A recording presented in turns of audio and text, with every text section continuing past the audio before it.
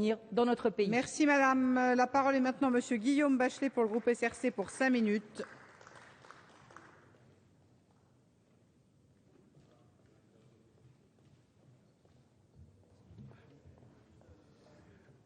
Madame la présidente, monsieur le ministre, monsieur le président de la commission, qui n'est pas là mais qui a été arraché à notre affection, on croit aux forces de l'esprit, il est là, je vais voir, il est là.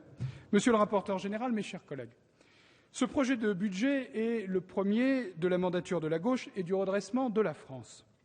Le gouvernement, dans une crise d'une gravité exceptionnelle, agit après une décennie de gestion conservatrice qui aura marqué les livres d'histoire en établissant 4 anti-records. Record d'endettement avec 600 milliards de dettes supplémentaires, record de déficit commercial, 70 milliards, alors que la balance, je le rappelle, était excédentaire en 2002, record de désindustrialisation, 700 000 emplois industriels rayés de la carte de nos territoires, et record d'aggravation du chômage, 1 200 000 emplois en plus en 5 ans. Pour la majorité, cette réalité est matière à volonté. Pour l'opposition, elle devrait être source, à tout le moins, d'humilité. Ce budget de redressement, ce budget de gauche, se fonde sur 4 piliers. Le premier, c'est la lucidité. Il y a un an, jour pour jour, un autre gouvernement, présentant un autre budget, promettait une croissance de 1,75% pour 2012. Personne n'y avait cru, pas même les ministres de l'époque. Et d'abord, Mme Pécresse, qui réussit à l'époque la performance de présenter sa copie à l'Assemblée en séance ou en commission, sans jamais évoquer son hypothèse de croissance, sans doute par crainte du fou rire.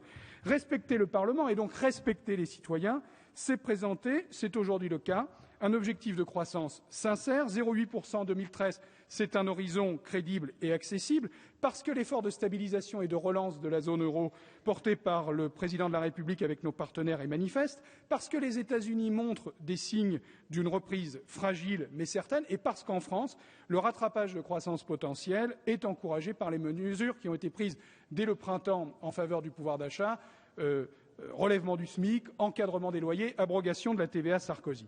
Le deuxième pilier, c'est la justice. En 2007, l'ex-majorité avait promis de baisser les impôts de 4 points de richesse nationale. Ils ont finalement augmenté de 28 milliards, avec en prime l'inégalité.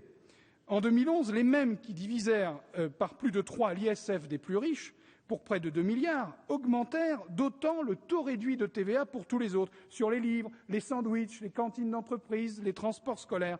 Pour l'UMP, la politique fiscale consistait à baisser l'ISF et à relever la TVA. Pour nous, c'est l'inverse. En 2013, il est donc proposé de rétablir un véritable impôt sur la fortune, de créer un taux marginal à 45% pour les revenus supérieurs à 150 000 € par an et par part, de plafonner des niches fiscales injustes et inefficaces à 10 000 € contre 18 000 auparavant, mais aussi d'instaurer une contribution exceptionnelle de 75% sur les très hauts revenus. La progressivité est de retour et c'est cela le changement. En même temps, le pouvoir d'achat des ménages et des classes moyennes sera préservé. En témoigne la décote sur les 2 premières tranches d'impôt sur le revenu. Plus de 7 millions de contribuables sont concernés. Même chose pour la politique familiale à travers le quotient. Non seulement aucun avantage fiscal n'est remis en cause pour les ménages en dessous de 6 SMIC, mais 3 millions de ménages modestes ont pu bénéficier de l'allocation de rentrée scolaire revalorisée. Le troisième pilier, c'est le soutien à l'investissement industriel et le rééquilibrage de la fiscalité en faveur des PME. Niche copée, impôt sur les sociétés favorable aux très grandes entreprises cotées, crédit impôt recherche happé par les holdings financières des multinationales, de la banque, de l'assurance, de la grande distribution. Les aberrations ces 10 dernières années n'ont pas manqué. Et nous proposons, nous, de supprimer la subvention fiscale au titre des participations. Nous souhaitons que les entreprises d'assurance ayant bénéficié d'avantages fiscaux en 2011 soient assujetties à une contribution spécifique. Et surtout, nous donnons aux PME la possibilité de bénéficier du crédit impôt recherche au titre des dépenses d'innovation. Au total, entre grands groupes et PME, ce sont 3 points de fiscalité transférés aux bénéfices des secondes. C'est bon pour la croissance, c'est bon pour l'emploi, c'est bon pour la compétitivité. Le dernier pilier de ce budget, c'est le réarmement de la puissance publique.